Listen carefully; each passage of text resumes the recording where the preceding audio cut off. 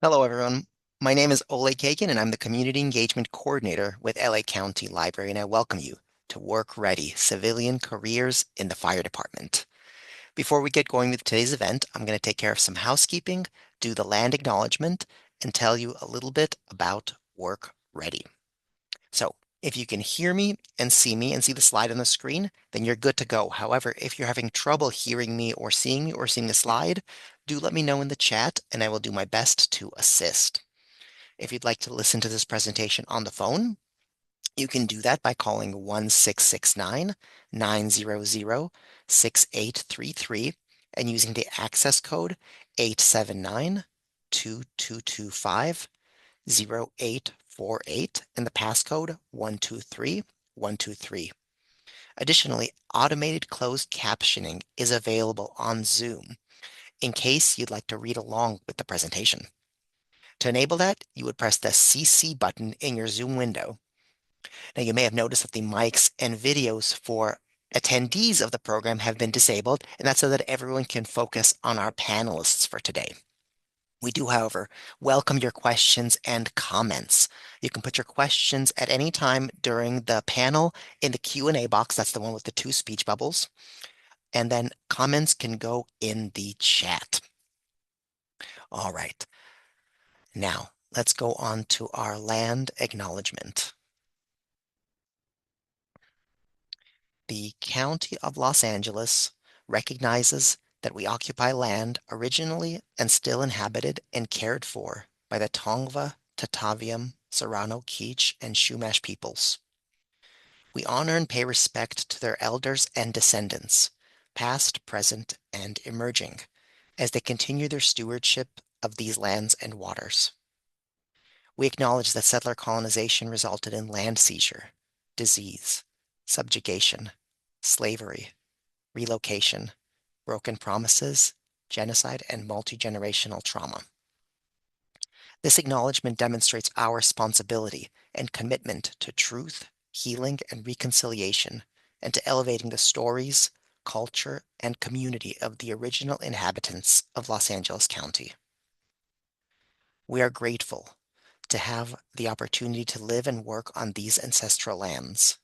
We are dedicated to growing and sustaining relationships with Native peoples and local tribal governments, including, in no particular order, the Fernandino Tataviam Band of Mission Indians, the Gabrielino Tongva Indians of California Tribal Council, the Gabrielino Tongva San Gabriel Band of Mission Indians, the Gabrielino Band of Mission Indians Kizh Nation, the San Manuel Band of Mission Indians, and San Fernando Band of Mission Indians.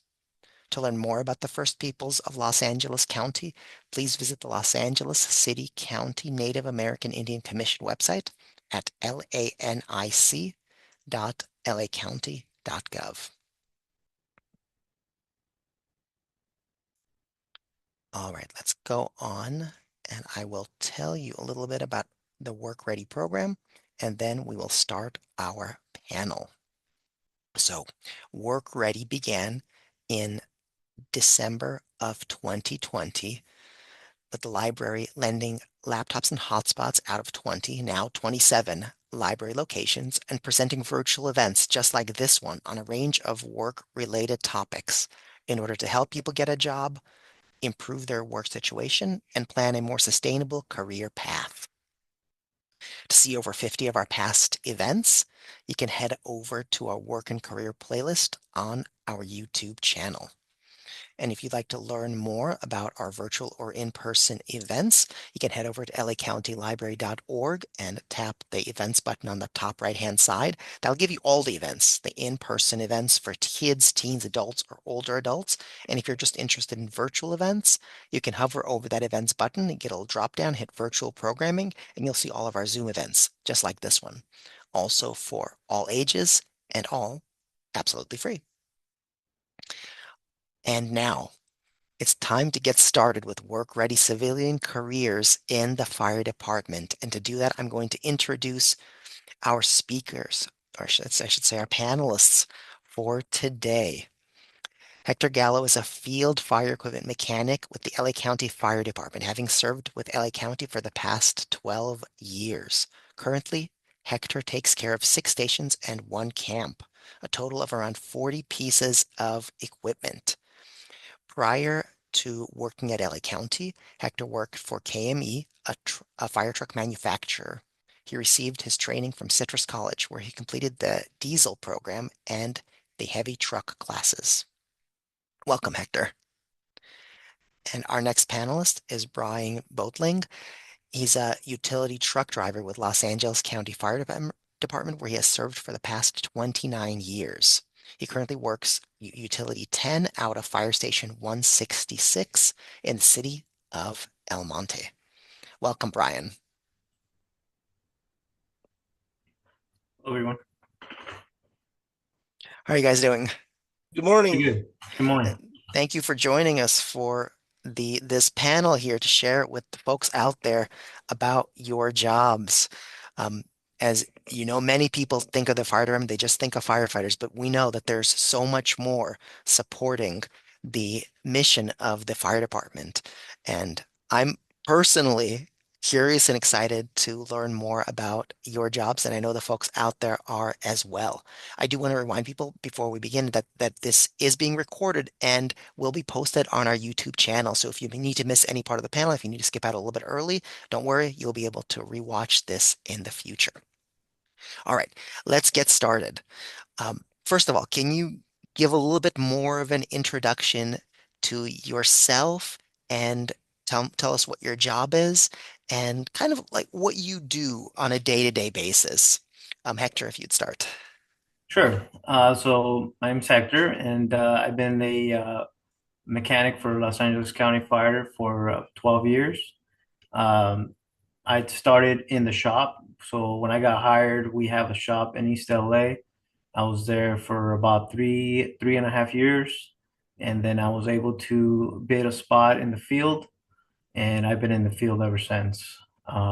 Some of the responsibilities of my job is to maintain and inspect vehicles that are in the field and that they are in service. My our goal is to try to keep them in service without having them to go to the shop. We try to do as many repairs as we can in the field. There are certain repairs that they're too too involved, and those would have to be sent to the shop. I did I did go to school for the diesel program, like you said earlier. So heavy truck and diesel has always been kind of my background. Um, Before I joined the department, I worked for KME, which is a fire truck manufacturer, and that's kind of what how I heard about this job and what encouraged me to apply for it. It was through knowing the people that work here. So uh, before that, then I had other jobs at just starter jobs like parts runner and doing oil changes and things like that. And that's kind of where it all began. Um, my day is I'm kind of my own boss because since I'm in the field, there's not a supervisor that's following me around, so I get to schedule my repairs and inspections. So sometimes there's days where I can be very busy, especially if vehicles break down. Other days, um, it's a little calmer, and you get to just kind of tinker around with some of the stuff that you've been waiting to repair on the days that are calmer. Um, Busy days, lots of mentioned in the introduction you have or you said 40 types of vehicles or 40 vehicles. yeah, so my vehicles range from paramedic squads, engines, ladder apparatus to camp crews, which they have the crew buggies uh, and superintendent trucks. So there's a big variety of vehicles. Some of the stuff is gets used a lot, like the paramedic squads are they're always on the go. Some other stuff not as much, but it is unique and sometimes a little complicated. We got like specialty vehicles also. I got two specialty vehicles that don't move a lot because they're made for big incidents. But I still have to maintain them and make sure that they're in good working order. So if the time comes that they're ready to go. I want to get touch on the training a little bit later, but Brian, let's get you started with your introduction and kind of what your day-to-day looks like. Yeah, my name's Brian. I've been with the department 29 years. I started out as an explorer when I was 15, and then got hired on as a utility driver right when I turned 19.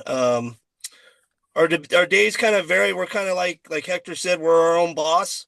We manage our own days, so we have what's called a battalion, and there's so many stations in each battalion. I have 9 stations. I have one of the larger battalions in the department, and we drive a utility truck vehicle that carries extra air bottles, foam, Gatorade, supplies like that for major incidents. So if there's a major incident, we'll respond to those. And our day-to-day work, we are basically a support role in the stations. We take care of moving equipment in and out of the stations as far as either regular equipment that like tools, or we do drive all the vehicles like the vehicles that Hector works on. If they're broken or we have to get backup vehicles and brought in, we take care of moving all of those day to day between stations and our fire shops. We stay busy pretty much throughout the day doing a lot of logistic roles between stations and other battalions throughout. Thank you. And so, you mentioned, Hector, that you went through the diesel program at Citrus College, and now you work on a wide range of vehicles, and Brian, you drive a wide range of vehicles. So I'm curious, when you're just getting started in the position, or before you get started, what does the training look like? Both pre being on the job, and then also when you're just starting on the job. So what does the diesel program look like at Citrus College? So the program that I went to, we had two classes. The morning class was actually like an all day class. It was 11 units, so it was pretty heavy. And that one just dedicated. It was kind of like a beginner class for diesel, Mhm. and it just gives you an introduction how the diesel engine works and some of the different systems on it as far as the fueling and the internal components. And then as you learn these items, they kind of give you the opportunity to break an engine down and figure out diagnosing and things like that. Um, I also took some night classes, and the night classes were more of the heavy truck, and those were mainly focused on brakes, suspension, and steering components of like semi trucks. Because even though the fire trucks may look different and perform, pump out a bunch of water, it's still the basis of it is a semi truck. Mhm. Well, they're not that much different than a semi truck. So that's kind of like the basics of learning this trade. Is if you have a background in heavy truck or diesel, then everything else is fire truck related. Comes in pretty easily. So just essentially the mechanical portion of, repairing engines, repairing. Correct. And then Brian, you drive a lot of vehicles. Is this something you get trained on driving different types of vehicles when you start, or is it something that you pick up as you go along, or what's your process of if you have a new type of vehicle to drive, what's your process of learning that? So for our training, in order to get hired in our position, you have to have a commercial license. Mhm. So you'd have to come in with the basic training of having a commercial license to begin with. Mhm. Once you get on the job, your first 2 weeks to a month are spent with one of the senior guys. So, and there's training gone over then on, your vehicle and the other vehicles that you're driving. So you have a basic knowledge of what you're driving and how to take care of it. And then our guys are also enrolled in what's called driver 1A class.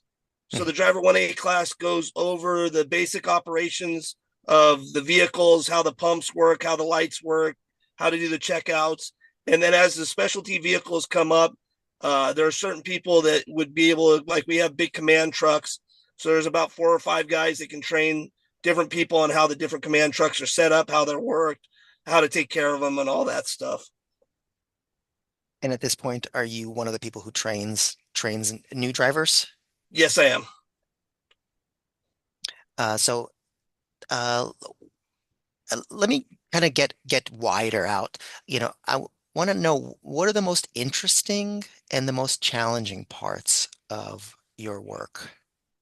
Um, Maybe Brian, if you want to start, so you are already going. The interesting part is no day is ever the same, which is it was just pretty awesome. Not a lot of people can say that their job is changes every day, which is kind of cool. You come in the morning and you could have a quiet day, or you could come in and the day could be completely hectic and you're all over the place. You could go from moving rigs to going to a big fire to just taking care of general business. So every day is a little bit different. Um, Probably one of the biggest challenging is it is stressful. Like I said, I have 9 different stations in my battalion. So at any given time, you could have one station asking for something, or you could have all 9 asking for something at one time. So that's stressful, and being able to manage your time and be able to manage emergency incidents in there, and the workload of getting everything done and keeping track of everything is probably one of the more challenging parts, and making sure you keep on top of everything. You mentioned when we talked before that you were involved in the incident in January with the fires, Eaton Correct. Fire and Palisades Fire. What was your role with that? So when we go on fires, we're a logistics support role. So we were initially on Palisades to begin with, and we were dropping off one of our command vehicles there. Then we were reassigned to Eaton, and we dropped off our second command vehicle there. And then I was assigned to Eaton for a total of 22 days.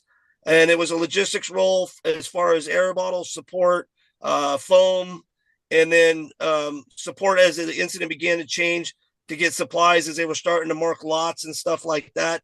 As it wasn't necessarily along the firefighting lines for support, but it was getting stuff so they could start going through lots and knowing where lots were and getting their counts. So picking up stakes and equipment that they were needing for that.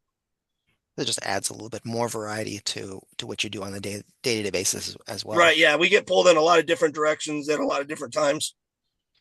I'd say that kind of adventure is probably for some of the folks out there, that's probably one of the things that they're looking for in a job, Right. that it's not, just coming to an office and just like getting the computer and doing the thing. Correct. Yeah. Hector, how about you? What are the most interesting, most challenging aspects of your work? Well, I definitely agree with Brian as far as it's never the same.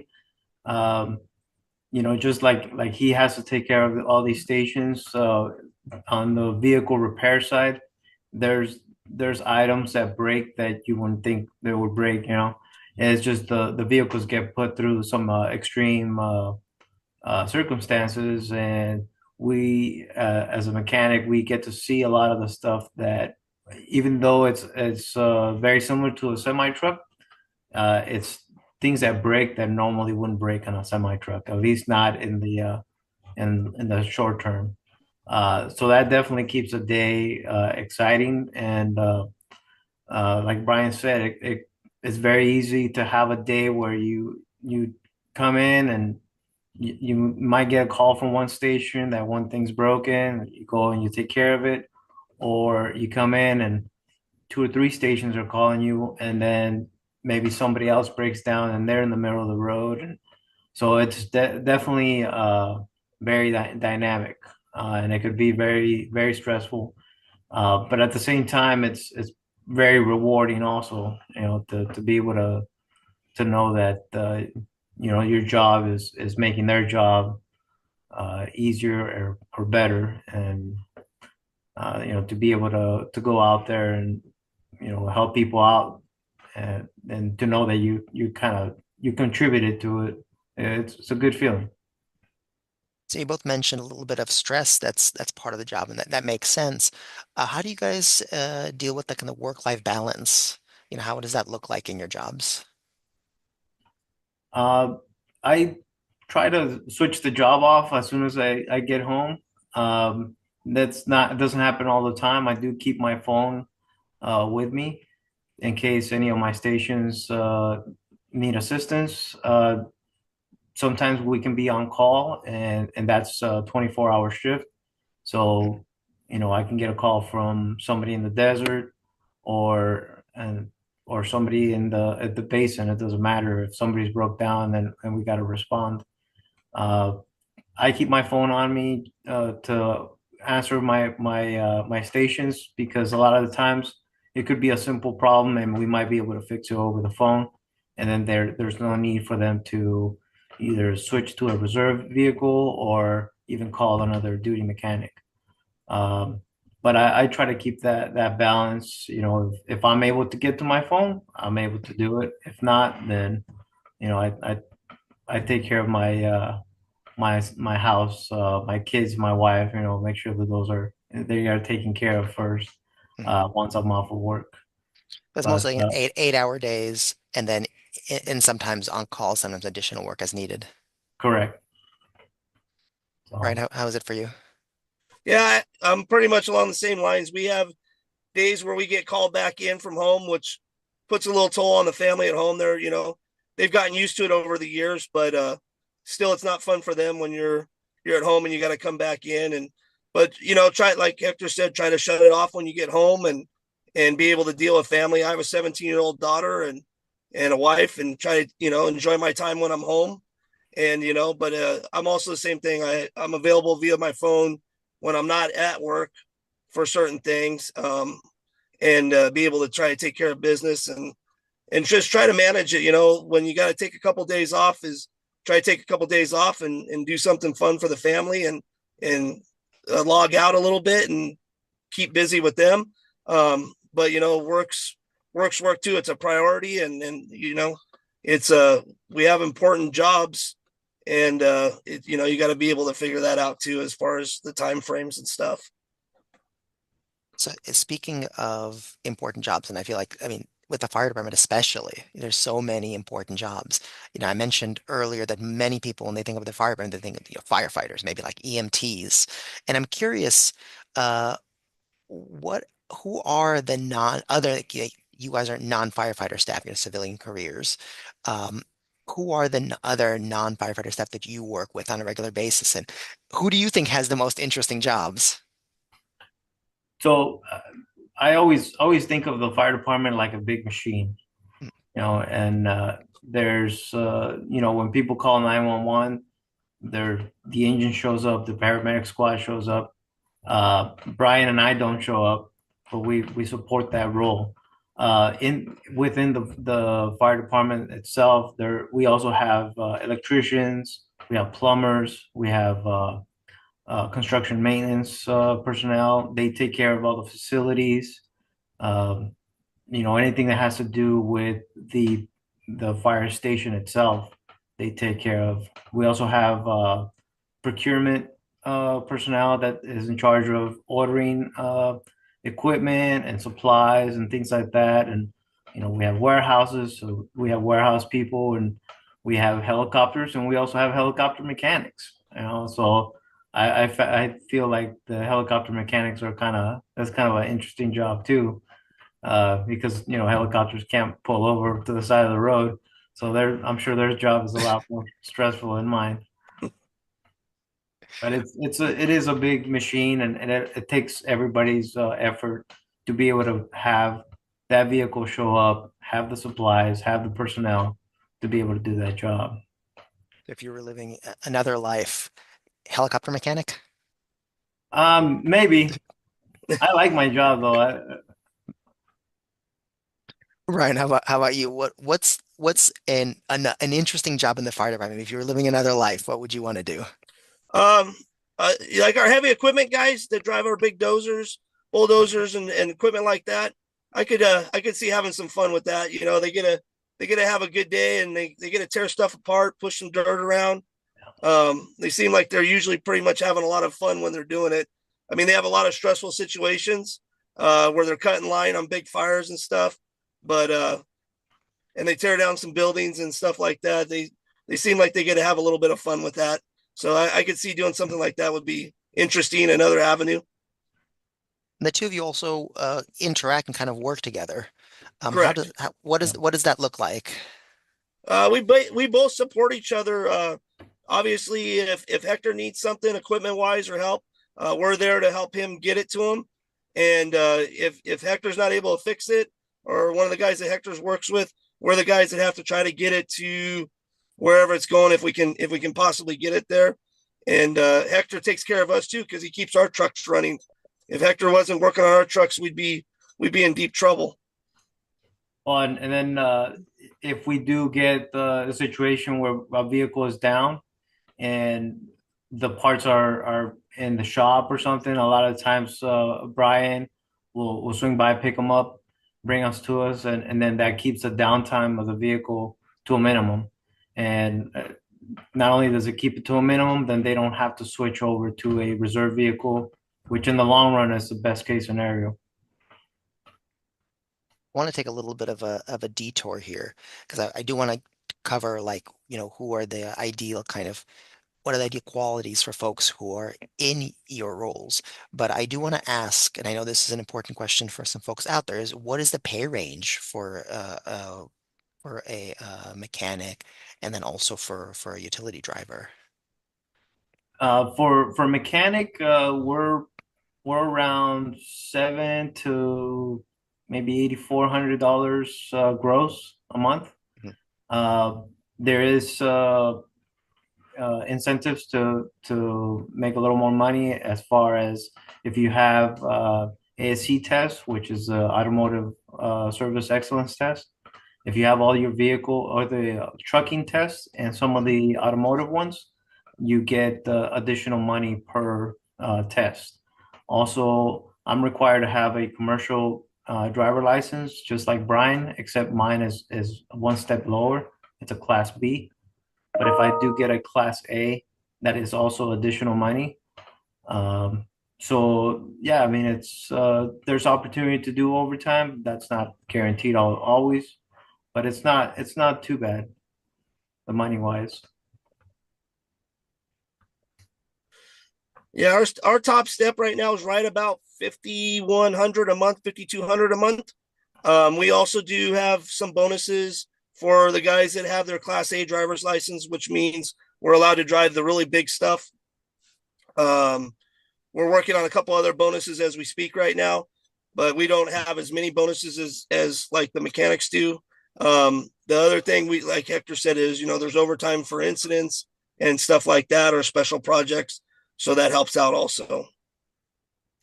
And then I mentioned I wanted to ask, what are the qualities of a person who does very well in your job, and then what are some red flags? Like what if I have these qualities, what would tell me that maybe I shouldn't get into or apply for these kind of roles that you have? So as a fire equipment mechanic, we have two kinds, I guess. One that is in the shop, and then the field mechanics. Uh, Being in the field, you have a lot of responsibilities, and there is no oversight. So you are your own boss. So somebody that is self-motivated, that can be organized, that's a good quality. Uh,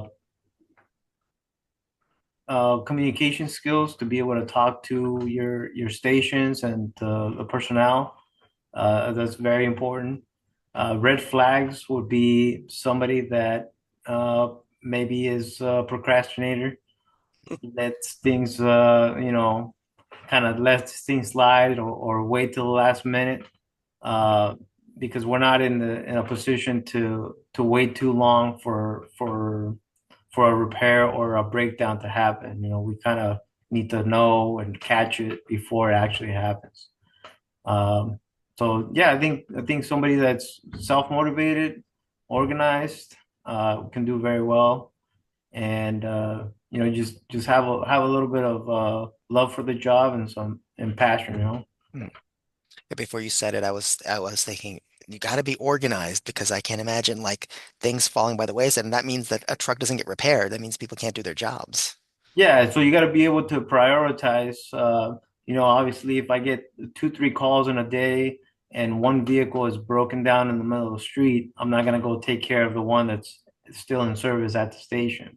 So I gotta prioritize and organize my day so I can do my job the most effective and efficient. And you're the one who makes those decisions where you go. Right. So, because the essentially the stations are my customer. Mhm. So when the customer calls, I got to go take care of them, Mhm. and if the repair or the vehicle that's broken is, like I said, in the middle of the street or Mhm. they're in the parking lot, they can't move. So that becomes top priority to make sure that I can either go and fix it right away, or if we need to get another vehicle to take a spot. So yeah. Yeah. And then Brian, for you, what would you say is are ideal qualities for a person in your position, and then some less than ideal qualities? The ideal qualities are you got to be a self starter. You got to be um, like a great communicator. We deal with a lot of different people every day. We deal with people from all the way from our executive staff all the way to secretaries and other people in management. You got to be able to have a good communication skill and be willing to. You got to be part of the team. You got to be able to talk to people, communicate, follow through. And close the loop on stuff. The other thing is you have to be responsible. We deal with millions of dollars in equipment at different times. The pieces of equipment that we drive, um, they range from 700,000 to almost $2 million a piece of equipment. Ooh. So you have to be responsible. You have to know what you're doing. You have to be aware of your situation. We do go to emergency incidents, so be self-aware. Not to get yourself in a bad spot, and rely on the training that you have. And like I said, definitely the biggest part is you got to be part of the team. Mhm. One of the drawbacks would be people that can't manage their time. I think that's for both of them. Is you can't manage your time, or if you don't do well with having freedom and not having somebody keep over you, it's easy to get lost and get behind the curve. Mhm. And somebody that's not a good communicator is probably it's a rough spot to be in here, because there are a lot of people that rely on the communication, and as long as you keep them in the loop, things continue to move forward and do well. Mhm. So it sounds like communication, being proactive, and time management and communication are like the main qualities that are obviously, other than the main criteria of being able to repair trucks or be able to drive. Uh, it's very important to be able to communicate with colleagues. I wanted to, Brian, you had mentioned in our previous call about the people that you work with, and how that one of your favorite things are your colleagues. Yeah, I mean, the fire department is definitely a family, from top to bottom, from our explorers to our fire chief. It's one big family. We have a lot of different events that go on through the fire department. Um, and it is a family. Like, I'm close with a lot of the guys I've worked with. We grew up as explorers, and we've moved into different spots within the department. Like Hector's a friend of mine, and it's more than just coming to work and going home the next day, and you don't know who you're working with. Generally, the majority of everybody knows each other, and everybody is friends in a different way, Mhm. and it makes it special. It makes it better than just being at work. And Explorers is a program for younger folks who want to get Correct. into the That's a fire department. volunteer program for Mhm. for the youth. Mhm. And then I wanted to ask also, this is a question that came in, and for the folks out there, if you have questions, you can go ahead and place them in the chat or the Q&A as you wish. We're happy to answer your questions as well. One of the questions that came in was about the gender kind of in the fire department. Are there a lot of women in your jobs, or is is there an issue with women wanting to be truck drivers? What is that like? As Uh, far as the utility drivers, there's only in our position there's only 24 of us, Mhm. and right now we have a couple vacancies, but we do have one lady utility driver. She works in our fire prevention bureau, and she's been here. I'm trying to remember off the top of my head, almost probably close to 20 years. Mhm. And So she's that's true. moved from, we all have opportunity to try different areas and stuff. And there's not a problem with that at all. I mean, the biggest thing is just you got to have that commercial license and get out there and get that. And it definitely anybody can do it. Mhm. Yeah, same here. We currently don't have any female fire mechanics. But I mean, if you have the knowledge and the background, there's no reason why anybody could apply for it. Mhm. So there's like, the qualities that you guys talked about earlier, the time management, the ability to do the job, the being able to communicate. Those are the main things. Yeah, that's definitely the main reason or the main qualities because those, like Brian said, communication is what keeps everything kind of flowing. And Mhm. if everybody knows what's happening, then we can continue doing our jobs, and the guys at the front lines can continue doing their jobs. They know what's going on and what's the plan Mhm. of attack for all these either repairs or things like that. Thank you. And then I wanted to ask, and this is a question that we can sort of, you know, start to move into the Q&A for folks. And I see some questions coming into the chat already. And for the folks out there, if you want to put your questions in the Q&A, that's probably the best place. The chat is okay, but the Q&A, the questions are a little bit better organized so I can see them and not miss them because I don't want to miss any of your questions. So the question I have for you, Hector and Brian, are do you have any touching or interesting stories that you'd like to share about something that's happened on the job? Because you both have been working for quite a while with the fire department. Uh, Touching or interesting. I mean, I've had situations where I've had vehicles out of service and I'm doing a repair, and as soon as I mean, they'll get a call for, you know, somebody having a heart attack, and they can be there quicker than anybody else, and I'm able to finish the repair and have them leave and take care of this patient. I mean, that's happened a few times, and it's actually, like I said before, it's actually pretty rewarding to know, like, yeah, just because I did my job, now these guys can go out there and do theirs, and hopefully, help somebody. So it's pretty rewarding. Yeah, as Yeah. far as for me, for touching or interesting, I mean, we're fortunate. We deal with the public a lot. So, and especially I've helped a lot of people out over the years, stopping for traffic accidents and stuff like that. Being there to be able to help somebody out and be there for them in their time of need. And then, like I said, just being a big part of the team is the biggest thing. Thank you. And then we had a question about other positions. I know this is not necessarily a question for either of you, but I'm going to post a link in the chat. There was a question about how many non-truck driving positions are out there and what are the qualifications. And I happen to know that there are a bunch. I mean, the fire department has a lot of different positions that are not utility truck driver or equipment mechanic. I'm going to post a link in the chat, and I'll put this link in the follow-up email as well. So I'll be sending a follow-up email with the link to the YouTube video, and then I'll include some links also, including the one I just posted.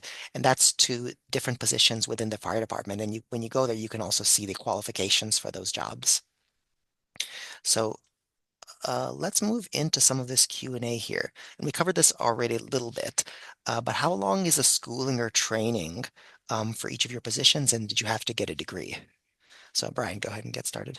The training to get a commercial driver's license, it really depends on you. Like you can accelerate through it and get it done in a couple months, or it may take a little bit longer. There's outside schools um, that have trucking schools to get your Class A or Class B license. It depends how motivated you are to get it. If you're super motivated and push really hard, you can get it knocked out pretty quick to get the commercial license. The training, as far as training here, once we get in a position, it generally lasts 2 to 4 weeks. You spend time with the senior drivers And then once you get so much time with that, then you do spend time with the like your what we call it their sister battalions, the other half of your division. So you spend a week to 2 weeks with the senior guy, and then after that you spend time with the other half of what your division is. So before you apply, the main thing is the commercial driver's license. The commercial driver's license itself is you go to DMV, you have to have a medical taken care of. Then you take your written exams for what endorsements that you want. The only endorsements that you have to have here are the air brake and tank, but a lot of guys add the extra endorsements as far as hazmat, as far as like passenger, and there's other ones. So you take the written exams, and then you have to go to what basically a truck driving school, and then that's when it falls on you how much time you have to sit and go to school. They have it during the day and at night, and you can get through it quick. If you push real hard, you can generally get through it in less than 2 months. That is pretty quick compared to training for a lot of other jobs. 2 months is Right. really good. Yeah. Yeah, if you hustle. Hector?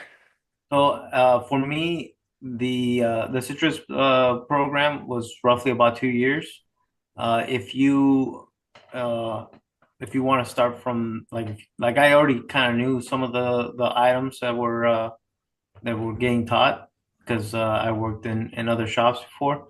But if you want to start from the beginning, it took me about 2 years, and that included all the night classes also. Then once I actually got on a job that was fire truck related, the there is classes for fire equipment.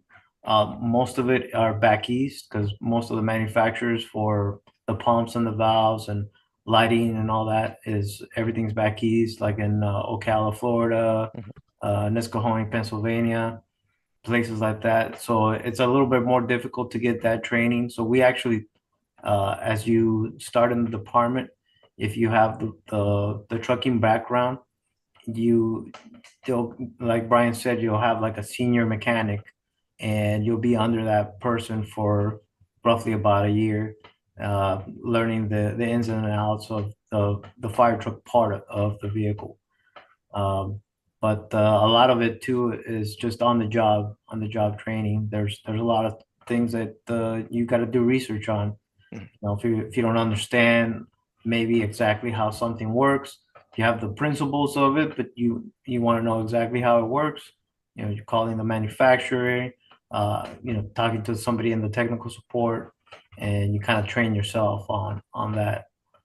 So, but yeah, there is other programs. I have a lot of friends that went to UTI, the University Technical Institute. Mhm. They have one in Rancho Cucamonga, and I'm not sure exactly how long their program is. I think it's roughly about a year and a half.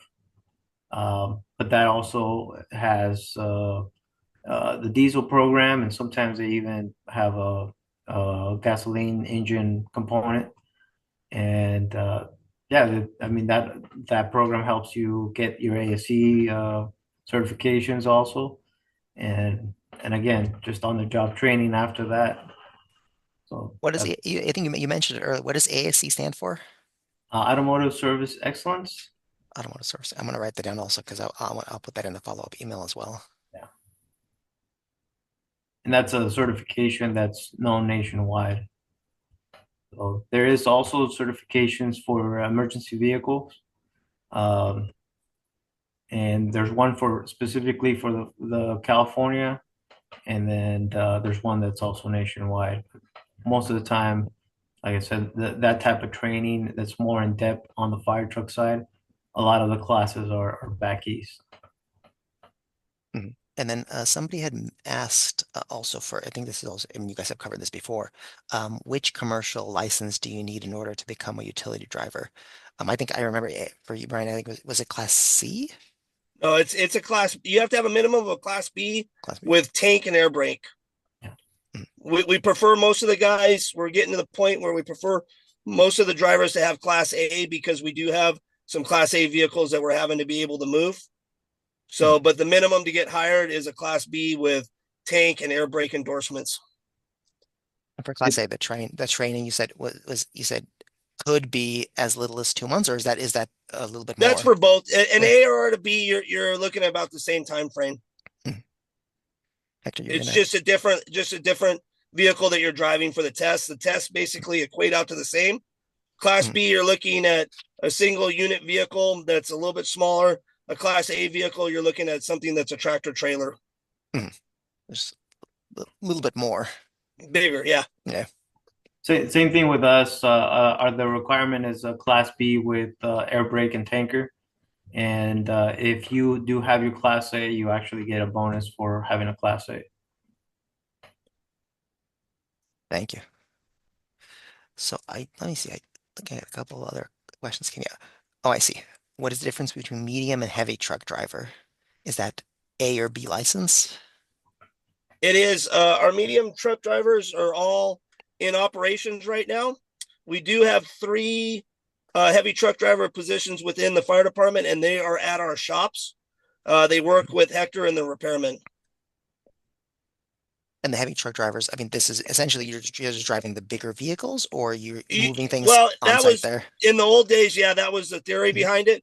Basically, they're the same position. They're just Mhm. different titles, and they're in our fire shops now. Mhm. Um, so as more and more responsibilities come out, they've kind of morphed into almost the same position. I see. That's just utility truck driver. Correct. Let's see. So I don't have any more questions, but now is the time. If folks out there have any other burning questions, now is the time to place them in the Q&A. We've got Hector and Brian here available to answer your questions. And so if you do have questions, place them in the Q&A. Um, I see a question here. What about training for the Department of Transportation certification or certificate training? Is there anything like a Department of Transportation certification? Not that I know of. I don't know if Hector, if you know something I don't know, I don't. No, I'm not I'm I'm not not familiar with familiar with that. it. Mhm. Yeah. That's not one that comes up. Okay. All right. While we wait for a couple of extra questions, I do want to let the folks out there know that I do have questions for you in the form of a post-event survey. So our event today is almost over, and so I'm going to post a link to the post-event survey. It only has a few questions, to take about 2 minutes, but it's very helpful for us in creating these work-ready programs. So you're welcome to give us your feedback, read all the surveys, and use them to plan future programs. Somebody in the chat said, "This is really awesome. I should get a Class A." On Sounds the like a good idea. and we do have a lot of jobs in the fire department. Um, with like I said before, that are not firefighter related. And just people can search and the government jobs, and we do have like I said, electricians and plumbers and carpenters, and so there's it's a big machine, and we have a lot of positions that are not firefighter related but are still involved, and it's a great department to work for. So I think it's like a city almost. I mean, anything that like a city has, the fire department has. Yeah, there's a little bit of Yeah, everything. yeah. yeah. That's really interesting. Well, thank you, Hector and Brian. This has been great. I mean, I've satisfied my curiosity a little bit, and I think the folks out there also have enjoyed the program. Oh, actually, this is a good question. I don't want to leave without, I was starting my outro here, and I don't want to leave without asking you this question. What kind of retirement packages that you have pension-wise? So I we believe they're both the same retirement packages for both of us. It's the Lacera retirement through the county. And then there's also the deferred pension you can put into. So you have a deferred pension plus a Lacera retirement for the county. Yeah, it's like a 403. That's what the fur. Getting a little deeper here. How many years minimum for those packages? Is that you have to be vested? after a certain It's amount of 5 years to be Yes. vested in the retirement. I know that. And then it's percentage based off of years serviced and uh your age. Yeah. And if you work 25 years service plus, then you will get full medical also. That's Correct. definitely another consideration when it comes to looking for jobs in general and then jobs with the fire department, the benefits. Yeah. Is something definitely to look at, and some of those are listed on the in the job postings. But also, if you have more questions, you can always contact the person that's listed in the job posting and ask them further questions. I think it's usually an HR analyst whose email is there. Yeah. And Minimum, is there a minimum age to apply? uh, for mechanic, there's not a minimum age, but there is a minimum experience. So you can have certifications and stuff, but they also require that you have a certain number of years of experience in heavy truck. It doesn't necessarily have to be fire trucks because there's not that many places that work on fire trucks. But if you have, uh, I think it's 3 years journeyman as a heavy truck mechanic So to have that if you background. get a driver's license, 16 plus 3, so you have to be the minimum is like 19 years old, But yeah, just functionally. so Yeah. And we're our minimum you have to have 1 year of class A or B driving experience. This person is there a maximum age? There not I don't believe there's any maximum age in the county. I don't believe so. no, That's an I interesting don't question. That think was so either. a surprising question to see, but yeah, it's an interesting question. I mean, Yeah. both of our jobs are pretty. Uh, they can be pretty labor intensive. So, I mean, as long as you're able to do it, it doesn't really matter what age you are. There's a lot of heavy lifting and pushing and things like that. But like I said, I've never heard of anybody not getting hired because they were too old. We had an Yeah, me interview either. in As work long as ready. you're Yeah. able to do it and deal with long days and stuff like that, you're usually okay. Yeah. We had an interview with work as part of the Work Ready program with the Hospitality Training Academy, and somebody asked a similar question, and the chef said, "Well, as long as you can stand up in the kitchen and you can continue at the pace that the job is, then your age is not the primary factor." All right. That's pretty much it. Yeah. So, what's the application and interview process like? Are there many rounds of interviews?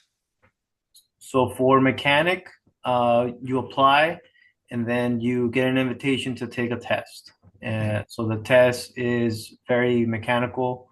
They do diagnostic style questions. They'll ask, specific tool questions, things like that.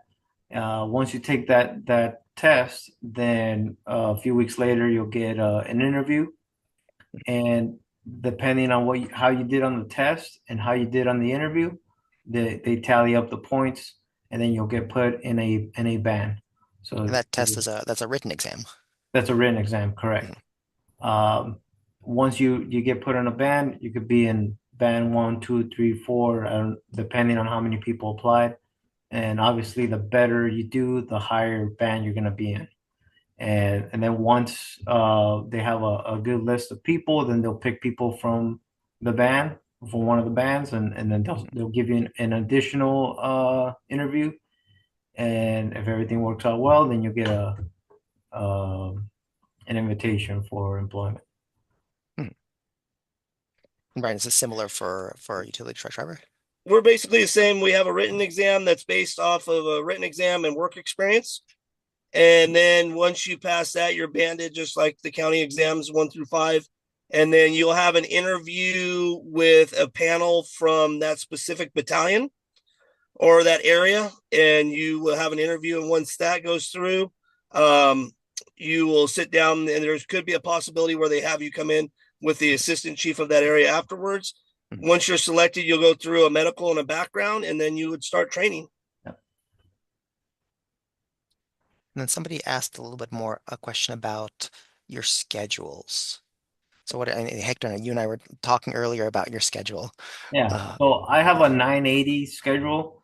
which means I work 9 hours a day, and then I get every other Monday off. So one Monday I'll work 8 hours, the following Monday I'll have off.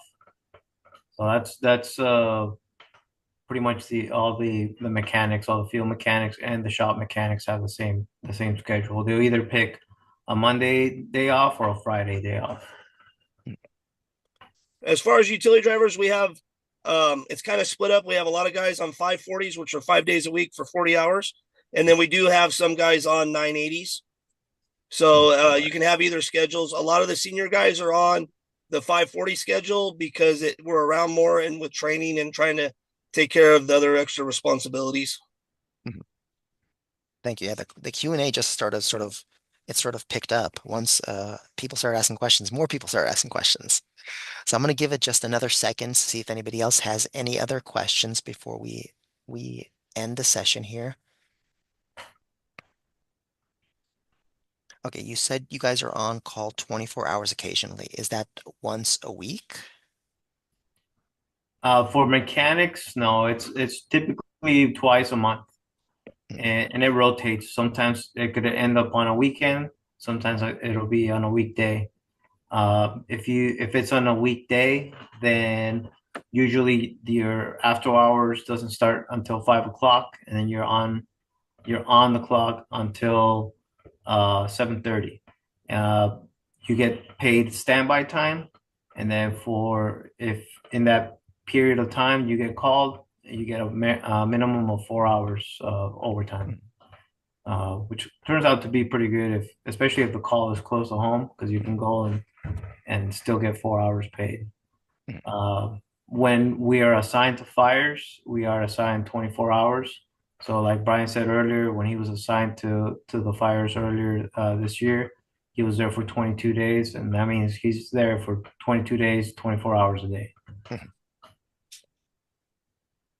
Yeah, and we're Yeah. basically on the same pattern as the mechanics as far as rotations and duty days and covering.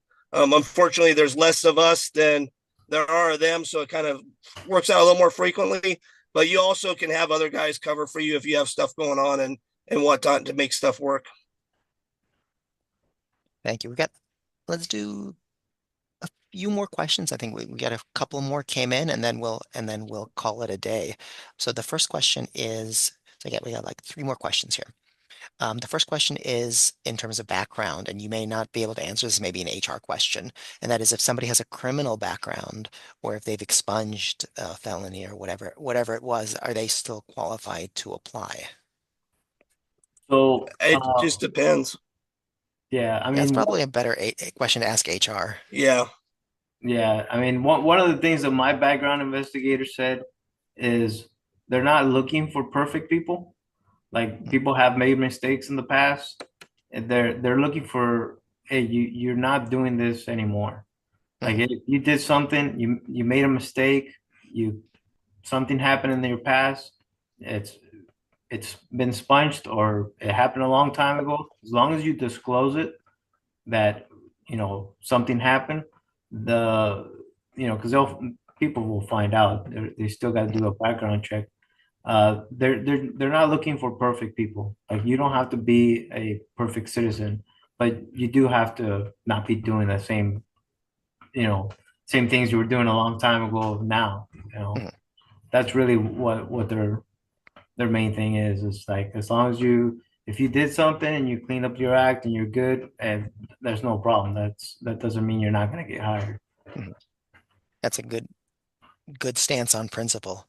I would say for the people out there who are wondering about that, I would say, and any other sort of requirements like that, get in touch with the HR analyst who's listed in the job description. In each of them, if you scroll down in each job description, there's an email address on the bottom for those kind of detailed questions to get a solid answer for that specific position. You always want to check with the person who's taking care of that position. So I would say that that's probably the best route to go. But don't let your background stop you. No. Send the email. Send the email and get a definitive answer for that. Don't disqualify yourself without finding out for sure. Let's see. Uh, are there things Are there anything parts of the job that you wish existed that you think can be improved upon? That's a tough question. Yeah, that is a tough question. Mhm. Uh, things that exist. I mean, I think just overall, even if it wasn't in this department, just overall training for the fire truck part side. I think if there was more available close by, I think that would help a lot, especially with people that want to be in this field. I've always seen this field as being one of those, people come in, they love it, they stay for it, and they stay in the fire truck business forever, or they come in, they don't like it, and they leave and never come back. Mhm. So It sounds like there's been quite a few of your colleagues have been working with the fire department for many years. Is that accurate? I mean, do people tend to stick around? yeah, I mean, Yeah. I have friends when I worked at KME. I'm actually at one of the stations that the engineer was a mechanic with me, and he went the route of a firefighter, and he became a firefighter, and now he's promoted, and he's in the engineer spot, Mhm. and he's actually really good because he has all the mechanical background. So, but yeah, I've seen guys do that. I've seen people go from selling fire trucks to you know also becoming firefighters, and or even just selling equipment that belongs in the fire department, Mhm. that they just tend to stick in the fire department uh, group. Yeah, the fire department, like I said, it's a big family and it's a really good place to work, and everybody's pretty close knit one way or another, like I said, from top to bottom. So one final question. I think this is actually a good one to end on. It gives you a chance to shout out where you work and your colleagues. Do you cover certain areas like cities or the entire county of Los Angeles? So I cover stations in the city of Glendora, Azusa, Covina, and Duarte, and that's Battalion 16 and Battalion 2. And I'm currently assigned to Battalion 10. I'm out of Station 166 in El Monte, and I cover the cities of Temple City, San Gabriel, Rosemead, El Monte, South El Monte, and then unincorporated Pasadena. Awesome. Well, once again, thank you, Hector, and thank you, Brian, so much for sharing about your job. And thanks for the folks out there for asking your questions. I hope Thank you for everybody, your time. Thank you.